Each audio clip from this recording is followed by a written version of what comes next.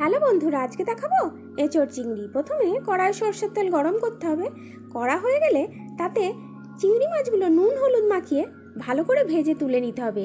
তারপর গরম মশলা, শুকনো লঙ্কা, তেজপাতা ফোড়ন দিয়ে তাতে দিতে হবে কাঁচা লঙ্কা কুচোনো, রসুন বাটা।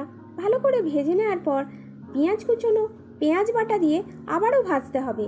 তারপর দিতে হবে টমেটো কুচোনো। দেওয়ার পর নাড়াচাড়া করে নিতে হবে। তেল ছেড়ে এলে দিতে হবে আদা বাটা, নারকেল বাটা, কাজু বাটা, টমেটো সস, দিতে হবে পরিমাণ মতো নুন ও লঙ্কা গুঁড়ো, হলুদ গুঁড়ো আর জিরে গুঁড়ো। আবারও কষতে হবে। মশলাটা ভালো করে কষে এলে সেদ্ধ করা এঁচোড় ও আলুগুলো দিয়ে দিতে হবে। দেওয়ার পর নাড়াচাড়া করে পরিমাণ মতো জল দিয়ে ফুটতে দিতে হবে। ফুটে এলে দিতে হবে চিংড়ি মাছ ভাজাগুলো, দিয়ে আবারও নাড়াচাড়া করে ওপর থেকে গরম মশলা আর ধনেপাতা কুচোনো ছড়িয়ে দিলেই হয়ে যাবে।